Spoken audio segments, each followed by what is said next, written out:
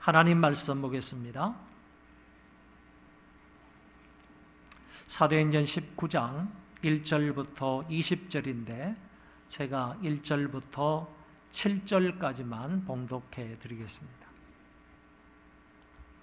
19장 1절부터 7절까지 읽어드리겠습니다. 아볼로가 고린도에 있을 때에 바울이 윗지방으로 다녀 에베소에 와서 어떤 제자들을 만나 이르되 너희가 믿을 때에 성령을 받았느냐? 이르되 아니라 우리는 성령의 계심도 듣지 못하였느라. 바울이 이르되 그러면 너희가 무슨 세례를 받았느냐? 대답하되 요한의 세례니라. 바울이 이르되 요한이 회개의 세례를 베풀며 백성에게 말하되 내 뒤에 오시는 이를 믿으라 하였으니 이는 곧 예수라 하거늘 그들이 듣고 주 예수의 이름으로 세례를 받으니 바울이 그들에게 안수하며 성령이 그들에게 임하심으로 방언도 하고 예언도 하니 모두 12사람쯤 되니라. 아멘.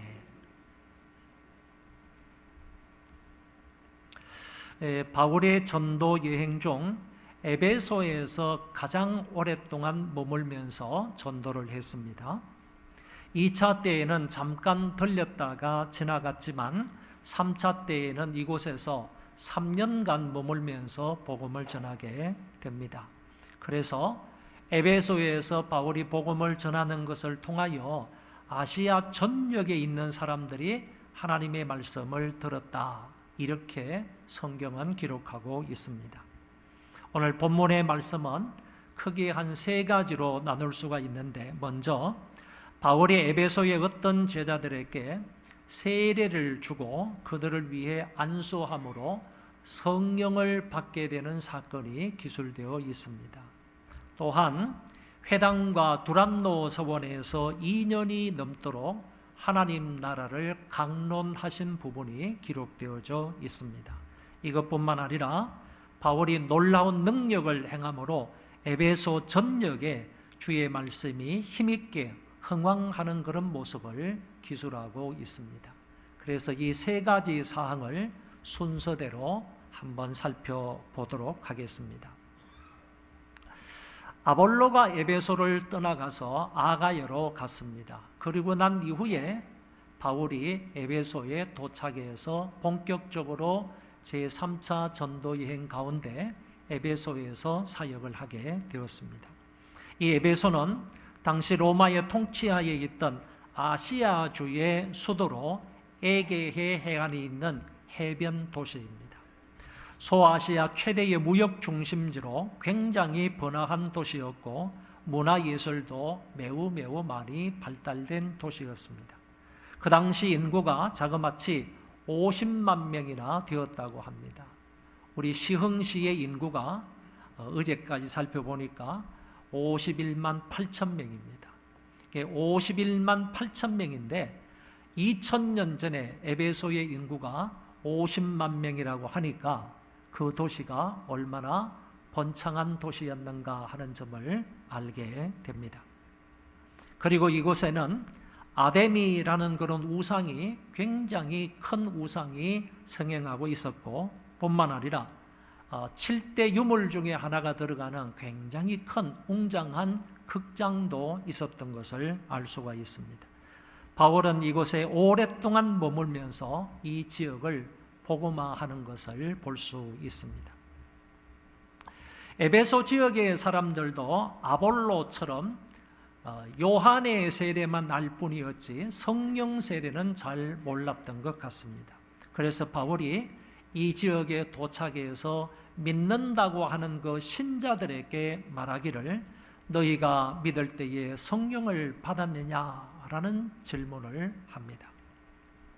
만약에 이들이 믿었다고 한다면, 다시 말해서 정확하게 예수 그리스도를 믿고 구원을 받았다고 한다면 하나님께서 그런 사람에게 성령을 선물로 주시기 때문에 성령의 내주하심을 충분히 알 수가 있었을 터인데 믿는다고 하면서도 이 사람들이 성령 세례, 성령 역사, 성령의 충만에 관해서 전혀 알지 못하였기 때문에 바울이 이 영적인 사항을 감지하고 나서 이렇게 물었던 것입니다. 너희가 믿을 때에 성령을 받았느냐? 성경에 분명히 어떤 제자들에게 이런 질문을 했기 때문에 이 제자가 누구의 제자인지는 모르지만은 믿는다고 하는 사람이고 믿는다고 하는 사람이지만 성령을 경험하지 못한 사람이라고 말할 수 있습니다. 여러분, 바울은 에베소에 이르러서 제일 첫 번째 그런 사람들을 향하여서 너희가 믿을 때에 성령을 받았느냐라고 질문을 했는데 그들은 우리는 성령이 있음도 듣지 못하였다 이렇게 대답을 했습니다. 이것은 성령의 존재에 대해서 듣지 못하였다 하는 그런 말이 아니고 성령께서 지금도 현존하시면서 역사하시는지 그리고 성령의 그 강한 역사, 성령의 충만한 역사를 우리는 듣지 못했다 하는 의미의 말입니다. 그들은 물 세례는 알았지만 성령 세례는 전혀 알지도 못하였고 경험하지도 못하였습니다. 이제 그들은 바울의 복음을 새롭게 듣고 다시 주 예수의 이름으로 세례를 받게 됩니다. 이것은 신약 성경에서 유일하게 제세례에 관한 거 잘 들으셔야 됩니다. 제세례, 2번 세례를 받는 것에 대한 기록이 오늘 본문에 분명히 나타나고 있습니다. 바울이 앞에서 무슨 세례를 받았느냐라고 말했을 때 그들은 분명히 요한의 세례다라고 말을 했습니다. 그러니까 이 질문을 받던 사람들은 이미 요한의 물세례는 받았다 그런 얘기입니다. 그럼에도 불구하고 이 바울이 그들을 향해서 예수의 이름으로 세례를 주었다 이렇게 말씀하시는 것을 볼 때 앞에 한번 세례를 받았는데 세례를 받은 사람에게 또다시 그리스도의 이름으로 세례를 주는 제세례에 관한 기록이 남아 있다 그런 얘기입니다. 그러면 성경은 제세례를 주장하느냐라고 할 때 그렇지 않다라는 얘기입니다. 성경은 결코 제세례를 주장하지 않습니다.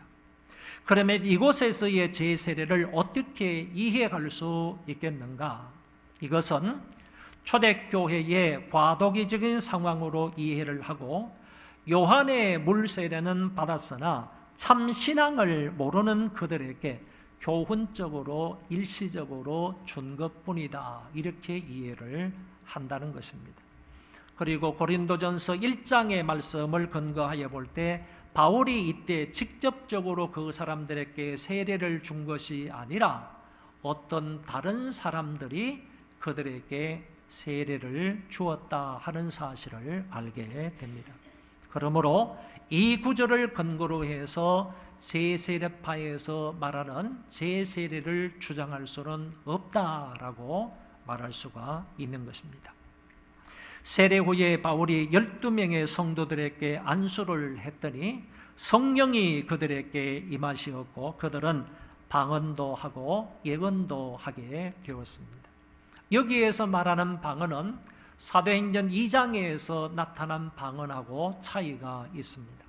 사도행전 2장의 방언은 다른 언어로서의 방언이지만 여기서의 방언은 신령한 언어로서의 방언입니다. 한번 따라하겠습니다. 다른 언어로서의 방언. 이거는 외국어라는 얘기입니다. 그 다음에 신령한 언어로서의 방언. 그러니까 외국어로서의 방언은 사도행전 2장에 일어난 그 방언이라는 것이고 그리고 신령한 언어로서의 방언은 오늘 본문에 나타난 방언이다. 이렇게 얘기할 수 있습니다. 그러면 다른 언어로서의 방언의 은사가 주어진 목적은 다른 사람들에게 복음을 전하기 위함이라는 것이고 신령한 언어로서 방언의 은사가 주어진 것은 나와 하나님 사이에 깊은 영적인 교제를 위하여서 주어진 은사다 이렇게 말할 수가 있습니다. 지금에 일어나는 모든 방언의 은사는요 두 번째 신령한 은으로서의 방언이다. 그래서 지금 교회에 주어지는 이 방언의 은사가 있을 때 그 은사를 통하여 방언의 은사를 받은 사람이 하나님과 영적으로 깊은 신령한 교제를 나누게 하기 위해서 하나님께서 그런 은사를 주신 것이다 라고 말할 수가 있습니다. 그리고 여기에 나타나 있는 예언의 은사라는 것은 다른 사람들의 앞일에 관하여서 미리 예견해 주는 것을 말할 수도 있고, 더 나아가서 하나님의 이 계시의 말씀을 다른 사람들에게 잘 풀어서 해석해 주는 은사를 예언의 은사다, 이렇게도 말할 수가 있는 것입니다.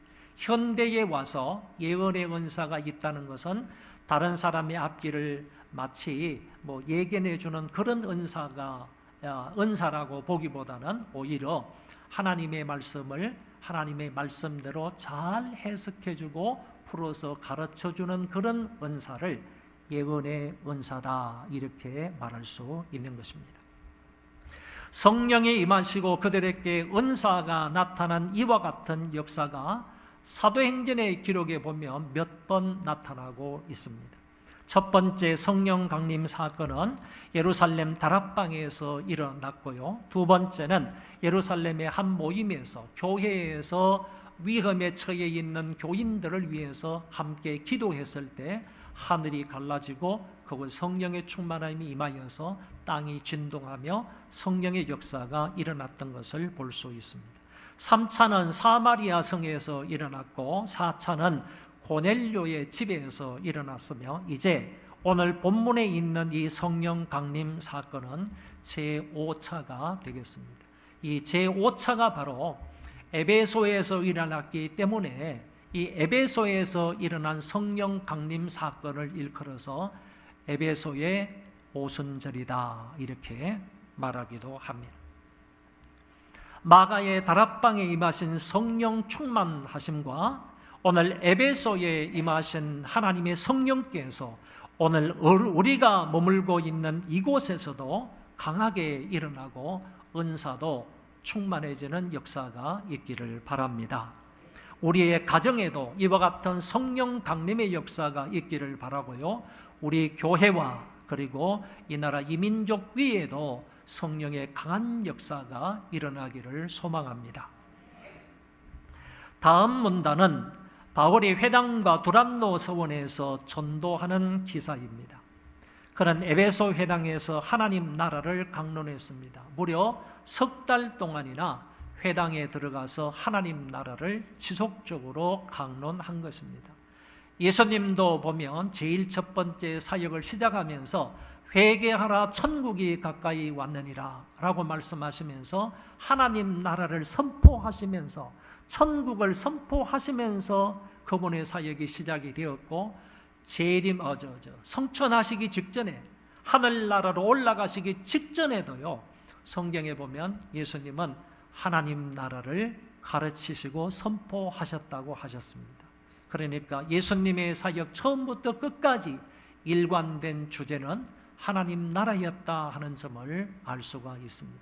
오늘 바울이 예수님의 그 모습을 본받아서 여기 에베소 회당에 들어가서 3개월 동안 연속적으로 하나님의 나라, 하나님의 나라, 하나님의 나라에 관하여서 아주 집중적으로 강론했음을 알게 됩니다. 3개월 동안 열심히 하나님 나라를 가르쳤는데도 불구하고 어떤 사람들은 마음이 굳어서 순종하지 않았고 무리 앞에서 이 도를 비방하기도 했습니다.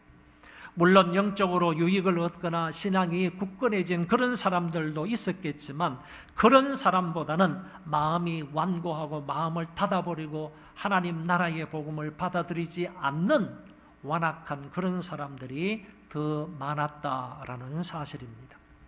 기대했던 효과가 별로 없이 3개월 동안의 회당 선교가 있었습니다.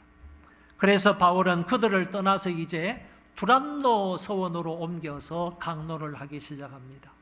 여러분 성경을 읽어보면 두란노 서원이라는 말이 몇 번 나오는데 두란노 서원이다 하는 이 말은 두란노는 이름, 사람 이름인 거예요. 사람 이름.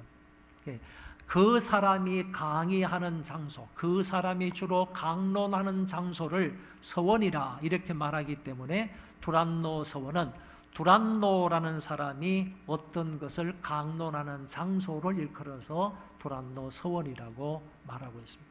지금도 가면 그 유적이 아주 웅장하게 남아 있는데 전체 대리석으로 되어 있고 막 돌 기둥으로 되어 있는 3층 정도의 건물, 아주 굉장히 웅장하고 큰 건물이 지금도 남아 있습니다. 이곳에 가가지고 사도 바울이 이제 복음을 전하게 되었다. 이곳에서는 보통 오전 11시부터 시작해서 오후 4시까지는 그 주위에 있는 공적인 업무를 보는 사람이나 아니면 사적인 회사를 다니는 사람은 휴식 시간인 거예요. 오전 11시부터 시작해서 오후 4시까지 상당히 긴 시간이죠. 이 시간까지는 그들이 점심을 먹고 휴식을 하는 시간이었는데 이 시간대에 다른 사람들이 이 장소 일부분을 빌려가지고 사용을 한다는 겁니다. 그래서 다른 사람들도 만약에 내가 어떤 철학을 강의하고 싶다 그러면 이 두란노라는 사람에게 가가지고 몇 월 며칠 날 몇 시부터 몇 시까지 요 A라는 장소를 내가 좀 쓰고 싶으니까 허락을 해달라. 그러면 거기에서 계약을 맺고 허락을 받아서 그 시간에는 그 장소에서 자기가 자기의 철학을 강론할 수 있게 되는 것입니다. 이렇게 해서 바울도 오전 11시부터 오후 4시까지 이 시간을 활용을 해서 한 장소를 이제 할애를 받아가지고 이 사람이 집중적으로 그곳에서 하나님 말씀을 강론하기 시작을 했는데 무려 2년 동안 그렇게 하는 겁니다. 2년 동안 에베소 두란노 서원에서 하나님의 말씀을 강론하게 되었다. 그런지 다른 사람들은 식사를 하는 시간입니다. 다른 사람은 오침을 즐기는 시간입니다. 낮잠을 자는 그런 시간이었습니다. 그럼에도 불구하고 바울은요, 이제 기독교에 입문한 사람들, 이제 예수 그리스도의 제자라고 말하는 그런 사람들을 시간대에 불러 모아서 하나님 나라, 하나님 말씀을 가르쳐 주게 되었다. 그런 얘기입니다. 이것뿐만 아니라 바울은 에베소를 본부로 해가지고요, 그 윗지방으로 올라가서 전도하기도 하고 아랫지방으로 그리고 동쪽 지방으로 가가지고 전도하게 되었던 겁니다. 그러니까 사도 바울이 에베소에서 3차 전도여행 기간 전체 5년이었는데 에베소에서 3년 동안 있으면서 에베소에만 전도한 것이 아니라 에베소에 붙어있는 여러 지역에 북쪽, 남쪽, 동쪽까지 해가지고 여러 지역을 다니면서 복음을 전해서 교회를 세우게 되는 모습을 볼 수가 있습니다. 그래서 성경은 이렇게 말하고 있는 겁니다. 이때 바울이 에베소에서 복음을 전한 결과요, 아시아 전역에 있는 사람들이, 그 사람이 유대인이든 헬라인이든 아시아 전역에 있는 사람들이 다 바울을 통하여 복음을 들었다. 이렇게 얘기하는 겁니다. 조금 과장된 표현이기는 하겠지만은 아시아권에 있는 그의 모든 사람들이 바울이 에베소에서 전도하는 이 복음을 들었다 하는 점을 성경은 분명히 전해주고 있습니다. 여러분 지도를 하나 보여드릴 테니까 한번 보시면 좋겠습니다. 자, 에베소 중간쯤에, 지도 왼쪽 중간쯤에 에베소가 있지 않습니까? 여기에 본부를 두고 3년 동안 선교 사역을 하는 겁니다. 그래서 위쪽으로 올라가 가지고요, 서머나 교회가 생겼죠. 버가모 교회가 생겼죠. 아래쪽으로 내려오면 그 밀레도라는 데가 있잖아요. 밀레도 지역에도 이미 이제 뭐 교회가 세워졌다고 봐요. 그리고 복음이 전파되었다고 보고요. 오른쪽으로 가다 보면요, 위쪽에 사데라든지 빌라델비아라든지 히에라볼리라든지 그 다음에 골로세라든지 뭐 라우디게아, 이런 교회들이 생겨나게 된 거예요. 이게 바울의 3차 전도 여행의 결과거든요. 여러분 가만히 보세요. 이런 넓은 지역에, 이 아시아 넓은 지역에요, 에베소를 중심으로 해서 바울이 복음을 전도하는 것을 통하여 복음이 확산되었고 하나님의 교회가 곳곳에 세워졌다는 말입니다. 히에라볼리가 있잖아요. 오른쪽에 파묵갈레라 되어 있지 않습니까? 세계적으로 피부병에 걸린 사람들이요, 이 파묵갈레로 몰리는 거예요. 이게 노천 온천입니다. 노천 온탕? 노천온탕인데요. 노천탕인데요. 뭐 굉장히 이 물의 그 수질이요, 온천수로서 굉장히 좋은 그런 물이라고 합니다. 저도 여기 가가지고 무좀이 있어서 한번 발을 담가봤는데 아직까지 나은 건 없었어요. 어쨌든 굉장히 유명한 그 파묵갈레라는 그런 온천이 여기 있는데 그 지역이 바로 히에라 볼린데 이곳까지 복음이 전파되어서 교회가 세워졌을 것이다. 이렇게 본다는 얘기입니다. 그 다음 문단으로 넘어가서요. 바울은 이런 지역을 다니면서 또는 이 에베소 지역에서 복음만 전파한 것이 아니라는 거예요. 예수 그리스도의 이름으로 놀라운 그런 치유의 역사를 일으킵니다. 병자를 낫게 하고요. 그리고 귀신들을 쫓아내는 이런 이적의 역사도 그를 통해서 일어나게 된 것입니다. 성경을 보면요. 심지어 사람들이 바울의 몸에서 손수건이나 앞치마를 가져다가 병든 사람에게 얹으면 그 병이 떠나고 악귀도 나갔다. 이렇게 되어 있습니다. 여러분, 바울 자신이 예수 이름으로 그 치유를 했던 역사가 기록이 되어 있고요. 예수 이름으로 귀신을 쫓아낸 그런 축사의 이적도 나타난 것이 분명히 기록되어져 있습니다. 바울의 몸은 하나이지 않습니까? 많은 병자들이 있을 때 바울 주변에 병자들이나 악기 들린 사람이 있었을 뿐만 아니라 멀리 떨어져 있는 동네도 있으니까요. 바울이 가지고 있던 앞치마나요. 바울이 왜 앞치마를 가지고 있었는지는 모르겠어요. 이 바울이 가지고 있는 앞치마와 이런 손수건을 다른 동네 사람들이 가져가는 거예요. 그래서 가져가서 병자 위에 이렇게 이 손수건을 얹으면요, 그 사람이 거기에서 낫는다는 거예요. 그리고 이 앞치마를 갖다가 거기에 가면 더러운 귀신 들린 사람이 그냥 막 거품을 흘리면서 나가더라는 거예요. 이거는요, 원격 치유입니다. 원격 치유. 원격 치유의 역사가 일어나는 거예요. 여러분, 원격 치유의 역사뿐만 아니라 이거는 시공간을 초월한 역사예요. 장소가 멀리 떨어져 있어도 바울은 여기 있지만은 손수건이 가는 그곳에 역사가 일어나는 거예요. 앞치마가 가는 그곳에 역사가 일어나는 거예요. 시간이 달라도 상관이 없습니다. 바울이 잠자는 시간에도 이것을 가져다가 다른 사람에게 종척 위에 얹으면 병이 낫는다는 거예요. 이거는 시공간을 초월한 원격 치유의 역사가요, 사방팔방에서 일어나게 된 것입니다. 이런 놀라운 역사가 에베소에서 일어나게 되었습니다. 여러분, 손수건에 희한한 능력이 있는 것 아니죠, 그렇죠? 앞치마에 능력이 있는 것 아닙니다. 이 능력은 바울에게서 난 것도 아니죠. 이것은 하나님께서 그분을 통하여서 역사하신 것입니다. 이런 매개체를 통하여 하나님 아버지께서 친히 역사하신 것입니다. 이런 역사가 일어나게 되니까요, 어떤 마술하는 사람들이, 특별히 유대의 한 제사장인 서게야의 7 아들이요, 이 얘기를 들었습니다. 그리고 이 사건을 본 거야. 희한한 능력이 일어나는 것을 보니까 마술하는 사람이 아무리 자기가 신기한 마술을 보여도 저 사람의 능력하고는 다르거든요. 저 사람처럼 할 수가 없거든요. 그래서 이 사람이 바울을 흉내내는 겁니다. 스게야의 7 아들입니다. 이 사람들이 제사장이라고 그랬어요. 이 사람들이 가가지고 바울이 말하는 예수 그리스도의 이름으로 명하노니 더러운 귀신아 나가라, 이렇게 말하는 거죠. 자기는 예수를 믿지도 않으면서 예수님의 그 능력의 이름을 도용하는 거예요. 악용하는 거예요.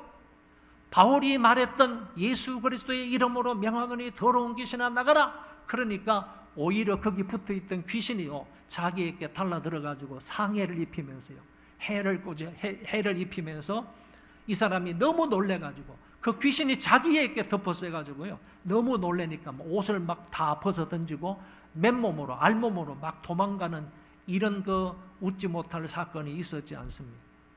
이런 일이 거기에 일어났다는 거예요. 여러분, 유대인들은 마술을 행할 수가 없어요. 유대인들이 만약에 마술사가 되면요, 그 사람은 돌에 맞아 죽어요. 성경의 마술사들은요, 유대인 가운데서 하나님을 믿는 사람들 가운데서 마술을 행한다 그러면 주위에 있는 사람들이 돌로 가지고 그 사람을 쳐 죽이게 돼 있어요. 그런데 이 사람은 제사장의 아들들이에요. 제사장의 아들. 유대의 한 제사장의 7 아들이에요. 7 아들이에요. 이 사람들이 마술을 행하는 게 가능합니까? 해도 되는 겁니까? 그래서요, 유명한 역사가인 요세푸스라는 사람이 제사장의 가문을 쭉 가지고 있어요. 그 계보를 다 가지고 있어요. 그래서 아론 대제사장으로부터 그의 큰 아들이 나중에 대제사장이 되는 거고, 나머지 모든 형제들은 제사장이 되는 거잖아요. 이 가계를 쭉 다 살펴보니까 스게아의 7 아들이라 그랬으니까 스게아는 분명히 제사장인 것 아니에요? 그리고 제사장의 아들들이 제사장이 되는 거니까 보니까 가문에 이름이 없는 거예요. 없는 거예요. 그래서 이 사람이 그냥 가짜로 이런 간판을 붙여놓고 마술사 행위를 한 것 같다, 이렇게 볼 수가 있겠습니다. 스게아의 7 아들이 결국에는 이와 같은 웃지 못할 사건이 거기에 나타난 것을 성경은 기록해 주고 있습니다. 여러분, 예수의 그 이름은 그를 신실하게 믿는 자들에게 주어지는 능력의 이름인 줄 믿습니다. 불신자가 자기의 욕심을 채우는 수단으로서 그 이름을 사용할 수가 없는 거예요. 우리는 예수 그 이름을 부름으로 구원을 받았습니다. 우리는 예수 그 이름으로 인하여서 세례를 받았습니다.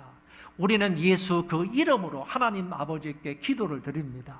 우리는 예수 그 이름으로 더러운 귀신을 쫓아낼 수 있습니다. 왜냐하면 예수 그 이름은 능력의 이름이기 때문에 그렇습니다. 우리에게는, 믿는 자들에게는 능력의 그 이름이 되지만은 불신자들에게는 단순히 흉내내는 그 이름이 아니라는 것입니다. 이 사실에 관해서 바울과 그리고 스게아의 7 아들을 통하여서 분명하게 말씀하고 있는 것을 볼 수 있습니다. 이와 같은 역사로, 다시 말해서 바울이 에베소를 중심으로 해서 복음을 담대하게 전파하였고 거기에 따르는 놀라운 이적도 나타나는 것을 통하여 에베소 전역에 대부흥이 일어나게 되었습니다. 성경을 보십시오. 다 같이 한번 읽을까요? 에베소에 사는 유대인과 헬라인들이 다 이 일을 알고 두려워하며 주 예수의 이름을 높이고 믿은 사람들이 많이 와서 자복하여 행한 일을 알리며 또 마술을 행하는 많은 사람이 그 책을 모아가지고 와서 모든 사람 앞에서 불사르니 그 책값을 계산한 적 은 5만이나 되더라. 이와 같이 주의 말씀이 힘이 있어 흥왕하여 세력을 얻으니라. 아멘. 여러분 보세요. 이렇게 했더니요, 에베소에 사는 유대인과 헬라인 다 이 일을 알고 두려워하고요, 주 예수의 이름을 높이고 믿은 사람들이 많이 왔어요. 자복했습니다. 뭘 자복했겠어요? 자기의 잘못, 죄를 자복했겠죠. 그리고 행한 일을 알립니다. 그리고 마술을 행하는 많은 사람들이요, 이런 역사를 보고 이런 역사를 경험하고 두 눈으로 확인을 하고요, 자기들이 사용했던 그 마술책들을 전부 다 가지고 와가지고 사람 앞에서 불살랐더래요. 공개적으로 불살른 것입니다. 불살랐는데 그 책값을 계산하니까 은 5만이나 되더라. 이와 같이 주의 말씀이 힘이 있어 흥왕하여 세력을 얻었다. 여러분, 대역사가요 에베소에서 일어나게 된 것입니다. 특별히 은 5만이나 해당하는 이 마술책들을 전부 다 모아가지고 한꺼번에 불태움으로 인하여서요, 이제 마술은 하지 않겠다라는 그들의 단호한 결심이 표현되어 있는 것을 읽어볼 수 있어요. 은 5만은 어느 정도 되느냐라고 하면 한화로 계산을 해보니까 여러분 40억이 넘더라고요. 한 사람이 하루 일당을 8만으로 잡아서 계산을 해보니까 40억이 넘더라고요. 그리고 40억이 넘는 이 엄청난 책값을 다시 역순으로 가가지고 어느 정도 책일까? 제가 이번에 히브리서 강의를 냈는데 히브리서 강의가 300페이지거든요. 300페이지 책값이 24,000원입니다. 24,000원이에요. 그러면 그 반으로 줄여가지고 뭐 15,000원이든 아니면 10,000원짜리 책이라고 하더라도 이렇게 해서 따지니까요, 이게 30만 권 이상이 돼요. 여러분 책 30만 권 이상이라는 건 엄청난 거거든요. 저보고 책이 많다고 그러는데 저거 2만 권도 안 돼요. 2만 권도 안 되는데 보통 대학교에 도서관을 세우려면 2만 권 이상이 기본이에요. 대학교 도서관을 세우려면 2만 권부터 출발을 한단 말이죠. 서울대학교 도서관은 100만 권이 넘어요. 세계적으로 유명한 유니사라는 데가 있는데 그 유니사의 도서관은요 200만 권이 넘어요. 그리고 알렉산드리아 도서관 가서 보세요. 알렉산드리아 도서관은요 그 도서를 수를 헤아릴 수가 없을 정도예요. 엄청난 그런 도서가 거기 있는데 여러분 이 당시 에베소에 마술을 하는 사람들의 그 책들을 다 모아온 것이 책값이 은 5만이라고 그랬으면요 5만 한 드라크마가요 1인 노동자의 품값이에요. 1인 노동. 그러면 5만 일을 줘야 되는 거지. 이 5만 일을 하루에 그 1드라크마, 한 드라크마를 줘가지고 그 품삯을 주면요 5만 일을 줄 수가 있다는 거예요. 5만 일요. 5만 일은요 연수로 계산하면 137년이에요. 137년에다가요 8 곱하기 하고 365일 1년에 365일이니까 한번 계산해서 한번 해보세요. 40억이 넘어요. 40억이 넘어. 이런 것을 한꺼번에 태우는 거예요. 태운다는 의미는 무슨 말인가 하면은 이 책을 팔지도 않았다는 거예요. 아니면 창고에 저장해 두지도 않았다는 거예요. 보관해 두지도 않았다는 거예요. 다른 사람에게 나누어 주지도 않았다는 거예요. 가져와 가지고 전부 다 공개적으로 이게 불태워 버렸다는 것은요. 우리는 다시는 이런 것으로 되돌아가지 않겠다는 결심이에요. 우리는 다시는 마술사의 행위로 돌아가지 않겠다는 거예요. 하나님의 말씀과 대적되는 반대되는 이런 것으로 돌아가지 않겠다는 거예요. 그걸 태움으로 인하여서요. 이제 우리는 예수 그리스도만 믿고 예수 그리스도 중심으로 살아가겠다 하는 그런 의지적인 결단이라고 볼 수가 있는 거예요. 포기할 거는 과감하게 완전히 포기하고요. 다시는 과거로 돌아가지 아니하고 그리스도와 함께 삶을 살겠다 이런 강한 의지의 결단이 바로 불로 태워 버리는 겁니다. 시간 관계상 제가 한 가지만 여러분들에게 예를 들어서 설명을 드리고 설교를 마치고자 합니다. 우리 교단의 한 선배 목사님이 서울시 우이동에서 산밑에서 교회를 개척해서 목회를 하셨어요. 목회를 잘 하셨습니다. 교회도 많이 부흥이 되었고요. 그 다음에 복지관도 크게 지어가지고 사회 유익을 주는 그런 아름다운 교회가 되었습니다. 그런데 그 교회 예배당이 있는데 그 앞길에서 길이 있는데 그 길을 따라서 조금만 산 쪽으로 올라가면 암자가 하나 있답니다. 암자가 있었는데 그 암자에 주지 스님이 비군입니다. 여자 성녀를 가리켜서 비군이라고 그러잖아요. 이 여자 성녀이신 분인데 그분이 이제 매일 교회 앞을 이렇게 지나갔다가 뭐 이렇게 다니는 것을 보고 목사님이 저분을 전도해야 되겠다 이런 생각이 들어서 그분에게 다가가지고 예수 믿고 구원 받으세요 이런 말을 이제 자주 했다고. 처음에는 완강하게 거부하던 사람이 계속적으로 복음을 전하고 그러니까 조금 이제 마음이 누그러졌습니다. 마음이 조금 열렸습니다. 어느 날 이분이 찾아와가지고 나도 예수 믿어도 됩니까? 이렇게 말하더라는 거예요. 그래서 그 사람을 불러들여서 차 한 잔을 대접하면서 복음에 대해서 쭉 설명을 하고 예수 그리스도를 영접하는 기도를 했더니 그 비구니가 그 말씀을 잘 받아들이고 아멘 하면서 예수님을 영접했다는 거예요. 그래서 너무 기쁜 마음으로 그 예배당을 떠나서 산사로 올라갔다는 얘기인데 그 이후 조금 있다가 이 스님이 찾아와가지고 목사님 내가 수천만을 들여가지고 저 암자를 이렇게 만들어 놓았고 그 다음에 암자 속에 이 뭐 불공을 드릴 때 있는 뭐 여러 가지 기구들 있잖아요. 뭐 물건들, 기구들 뭐 이런 것들이 많은데 이런 것들을 어떻게 했으면 좋겠냐고 묻더래요. 그래서 목사님이 그거 모두 다 가지고 오라고.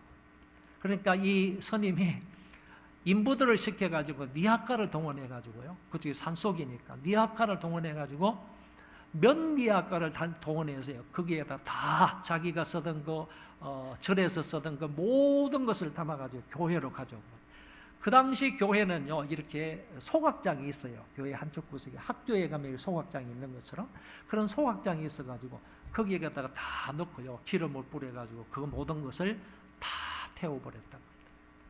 수천만 원 되는 그 절에서 사용하는, 자기가 주지 스님이니까 그 주지가 사용하는 모든 불교와 관계되어 있는 것을 다 가지고 한꺼번에 불태워서 다 없애버려요. 그 이 스님이 이제 뭐 그때는 스님이 아니고 성도죠.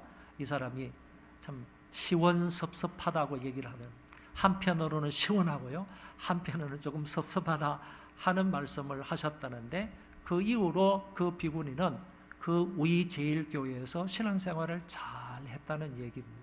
이 얘기를 목사님을 통해서 직접 들었습니다. 여러분, 에베소에서 있었던 이와 같은 역사가 한국의 우이동에서 일어나고 있는 거예요. 그 사람이 그렇게 한 것은요, 나는 다시는 불교로 돌아가지 않겠다는 얘기이지 않습니까?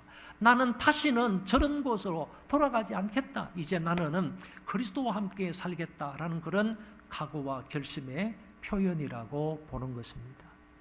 사랑하는 성도 여러분, 자, 우리 9월부터 시작을 해서 11월까지요, 4차에 걸쳐서요, 우리가 이웃을 초청해서 전도하는 기회로 삼자고 했습니다. 제일 첫 번째 초청해야 할 날이 10월 11일 바자회의 날입니다. 여러분, 정말 기도하면서요, 정성을 다해서 정중하게 사람들을 초청해서 대접하고 함께 교제하고 그리고 복음을 전할 수 있는 그런 기회가 되기를 바라고요. 두 번째 초청일이 바로 10월 21일부터 23일까지 안양 갈멜산 기도원의 원장이신 조성근 목사님의 그 아주 주옥 같은 말씀을 듣는 그런 집회가 5차례 있습니다. 새벽에 2차례 있고 저녁으로 3차례 있습니다. 이때는요, 안 믿는 사람도 좋지만은 혹시 믿다가 낙심하거나 시험에 든 사람, 옛날에 교회를 다녀봤는데 교회를 이제 안 다니는 사람, 이런 사람들을 정중하게 초청해서 함께 예배를 드리면서 말씀을 통하여 그 사람들이 변화될 수 있도록 하는 것, 이런 초청의 기회가 주어졌으니까 저와 여러분들 기도하면서 열심으로 전도해서 우리의 복음 전파를 통하여서, 바울이 에베소에서 복음 전하는 것을 통하여서 3년 만에 전 아시아 사람들이 복음을 듣게 되었다고 말씀하시는 것처럼 우리의 전도를 통해서요, 이 백오 지역 전체, 더 나아가서 시와 지역 전체가 복음을 듣고 하나님 앞으로 돌아오는 이 귀한 역사가 일어나게 되기를 주의 이름으로 축원합니다. 축원합니다. 다 일어나서 찬송하겠습니다.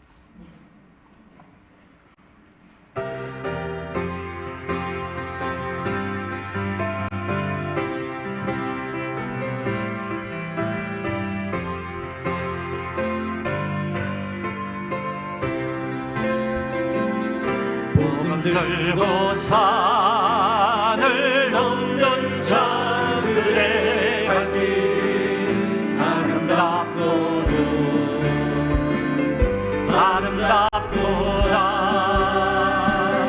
영화 전하며 복된 소식을 외치네. 주다스 되시네.